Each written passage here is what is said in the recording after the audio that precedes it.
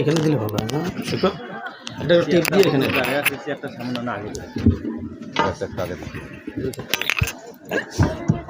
এখানে ঢুকে যায় এই টেপ, এটা টেপ দিয়ে এখানে মারে। তোমাদের কাছে আছে না? যেহেতু টেপ দিতে টেপ দিয়ে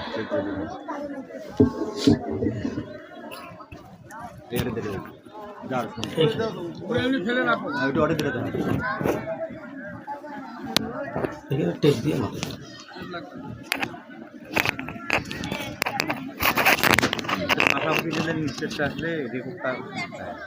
আচ্ছা দেন, যেভাবে ভালো হয় ছবিটা আছে। থাক থাক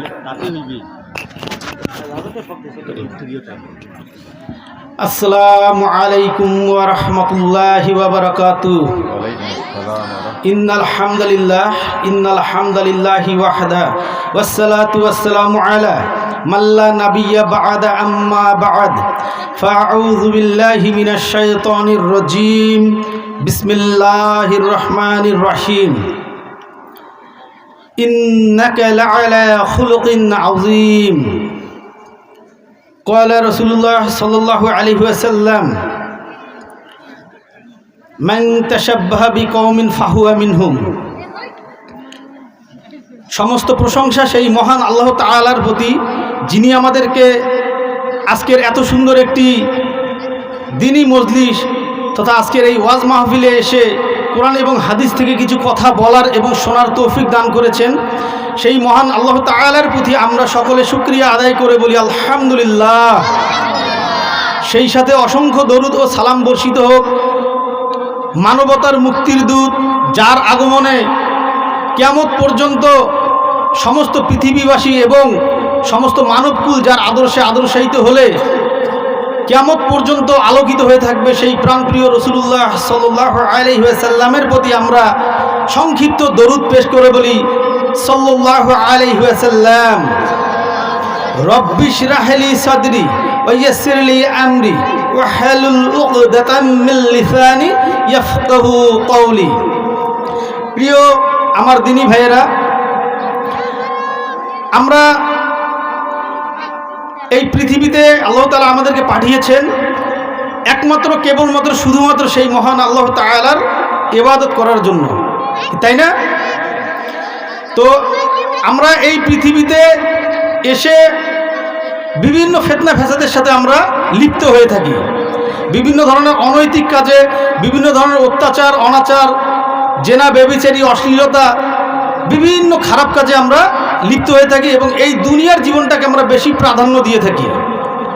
আমরা এই দুনিয়ার জীবনটাকে এমনভাবে প্রাধান্য দেই যে আমরা আল্লাহ তাআলার ইবাদত করার ব্যাপারে আমরা উদাসীন হয়ে থাকি।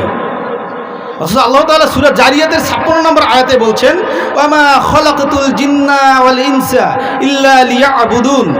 আমি মানুষ এবং জিনকে সৃষ্টি করেছি একমাত্র কেবলমাত্র শুধুমাত্র আমার ইবাদত করার জন্য। আর আমরা এই পৃথিবীতে এসে কি করছি?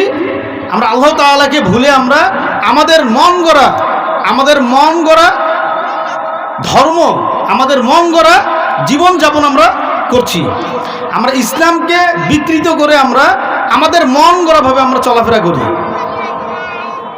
তো এটা আল্লাহ তাআলা অবশ্যই পছন্দ করেন না। আর এই দুনিয়ায় এসে আমরা সবচেয়ে যে খারাপ আচরণ, যে খারাপ যে জিনিসটি করি সেটা হলো আচরণ। আমাদের আচরণ আমরা সবসময় ভালো রাখতে পারি না। অথচ আল্লাহ তাআলা রাসূলুল্লাহ সাল্লাল্লাহু আলাইহি ওয়াসাল্লামকে এই পৃথিবীতে প্রেরণ করেছেন উত্তম আচরণ দিয়ে। আচ্ছা, রাসূলুল্লাহ সাল্লাল্লাহু আলাইহি ওয়াসাল্লাম যখন নবুয়ত প্রাপ্তি হননি, এই তার যে আগের একটু ইকোটা একটু কমিয়ে দিলে একটু ভালো হয়। ইকোটা বেশি হচ্ছে, ইকোটা একটু বেশি হচ্ছে। হ্যাঁ, তো এই যে রাসূলুল্লাহ সাল্লাল্লাহু আলাইহি ওয়াসাল্লামের জন্ম থেকে শুরু করে এই 40 বছর বয়স পর্যন্ত তিনি কিন্তু জন্মগতভাবেই ন্যায় এবং নীতিবান, তিনি জন্মগতভাবেই সত্যবাদী, তিনি জন্মগতভাবেই উত্তম আচরণের অধিকারী, তিনি জন্মগতভাবেই উত্তম চরিত্রের অধিকারী।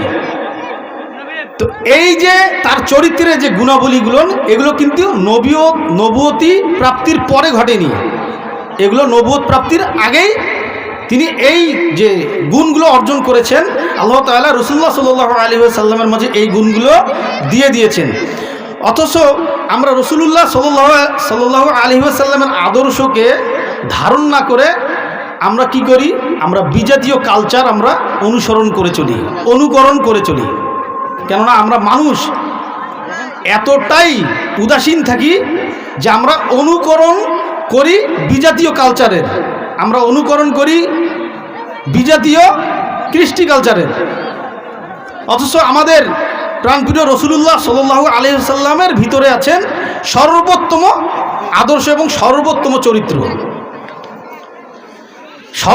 চরিত্র। আমরা রাসূলুল্লাহ সাল্লাল্লাহু আলাইহি ওয়াসাল্লামের যে আদর্শ, একটি আদর্শ কেউ আমরা ভুল প্রমাণ করতে পারবো? বা আমরা আমাদের জন্য এটা উপকার নয় বা আমাদের জন্য ক্ষতির কোনো কারণ হয়ে দাঁড়িয়েছে, এরকম আমরা কেউ কখনো প্রমাণ করতে পেরেছি? কেউ প্রমাণ করতে পারিনি। তো আমরা এই যে রাসূলুল্লাহ সাল্লাল্লাহু আলাইহি ওয়াসাল্লামের যে আদর্শ, এই আদর্শে অনুপ্রাণিত না হয়ে আমরা বিজাতীয় কালচার আমরা অনুসরণ করি। তো রাসূলুল্লাহ সাল্লাল্লাহু আলাইহি ওয়াসাল্লাম আত্মীয়র সাথে সম্পর্ক ছিন্ন করতে নিষেধ করেছেন।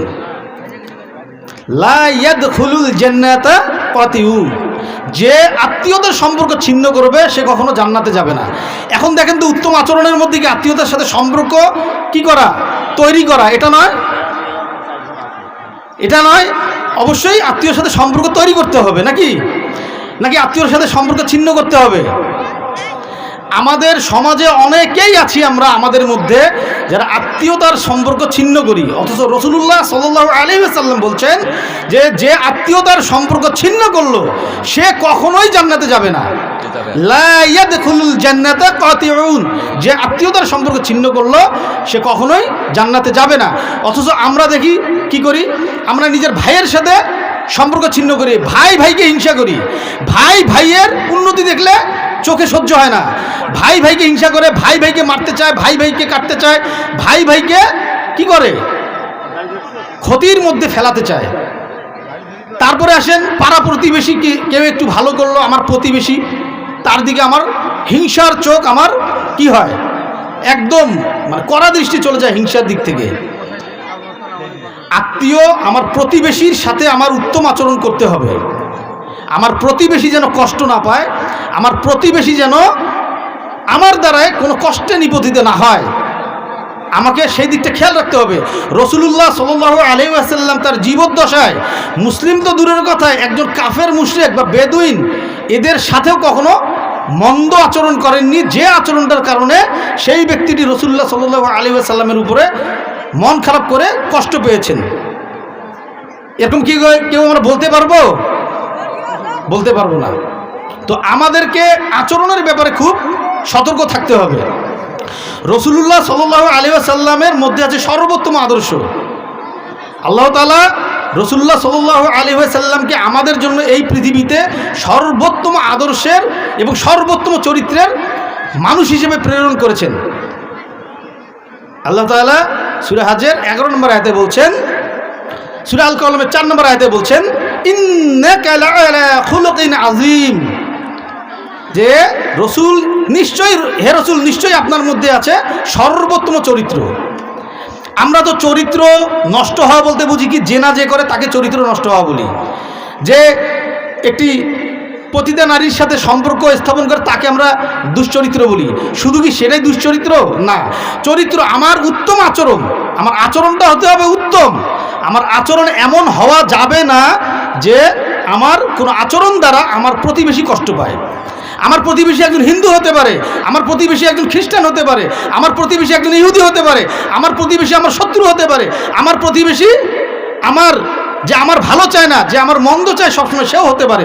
তার সাথেও আমার ভালো আচরণ করতে হবে। আমার ভালো লাগে না, আমি তাকে এড়িয়ে চলবো। আমার যদি ভালো না লাগে আমি এড়িয়ে চলবো, কিন্তু কোনো অবস্থাতেই তার সাথে আমার সম্পর্ক ছিন্ন করা যাবে না, কোনো অবস্থাতেই সম্পর্ক ছিন্ন করা যাবে না। একটি হাদিস বলি, রাসূলুল্লাহ সাল্লাল্লাহু আলাইহি ওয়াসাল্লাম বলছেন যে 3 শ্রেণীর ব্যক্তি কখনোই জান্নাতে যাবে না। কয় শ্রেণীর ভাই? 3 শ্রেণীর ব্যক্তি জান্নাতে যাবে না।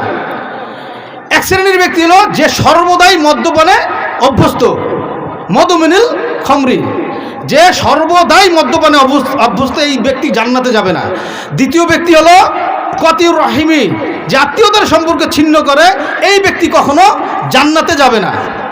3 নম্বর হলো যে জাদুবিদ্যায় বিশ্বাস করে, যে জাদুবিদ্যায় বিশ্বাস করে বা যে জাদুবিদ্যায় এক্সপার্ট বা পারদর্শী। অর্থাৎ আছে না আমাদের মধ্যে অনেকে, একজনের ভালো দেখছি আমি, ও কেন ভালো করছে, ওকে কুফরি করে ওকে ধ্বংসের দিকে নিয়ে যাওয়া, হয় না এরকম ভাই?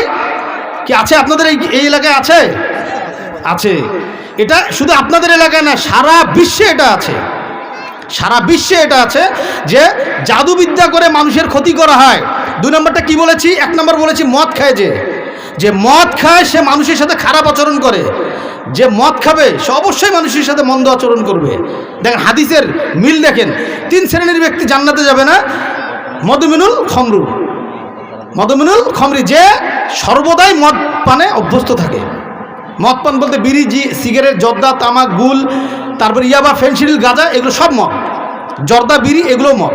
তো যাই হোক, 2 নম্বর কি? কতিউর রহিমি, যে আত্মীয়তার সম্পর্ক ছিন্ন করলো। একটার সাথে একটা সম্পর্ক দেখেন, আমাদের মাঝে আছেন অনেকে আত্মীয়, একটু খুটখাট লেগে গেলে কি করে, তোর সাথে আমি চলবো না, তোর সাথে আমার কথা নেই, তুই আমার পরিবারের সাথে কথা বলবি না। অহংকার, দাম্ভিকতা, তুই আমার পরিবারের সাথে কথা বলবি না, আমার পরিবারের কোনো কারোর সাথে তুই কথা বলবি না, দূরে যা, তুই দূরে যা, তুই দূরে থাক, তোর সাথে আমার কোনো সম্পর্ক নেই। নাউজুবিল্লাহ মিন যালিক, আল্লাহ তাআলা আমাদেরকে এ থেকে হেফাজত করুন। হারাম। 3 নম্বর হলো যে জাদুবিদ্যায় বিশ্বাস করে। আমার একজন আত্মীয় ভালো কিছু করেছে, আমার একটা আত্মীয় ভালো চাকরি পেয়েছে, আমার আত্মীয়ের কারো ভালো জায়গায় বিয়ে হয়েছে, আমার চোখে সেটা সহ্য হচ্ছে না, আমি কি করছি? হিংসা করে তাকে আমি জাদুবিদ্যা করছি। তো আমাদেরকে এই বিষয়গুলো খেয়াল করে চলতে হবে যে আমার আত্মীয় যেন আমার কোনো আচরণ দ্বারা কষ্ট না পায়, অথচ হর হামেশাই সর্বদাই আমার আত্মীয় আমার দ্বারা কষ্ট পাচ্ছে।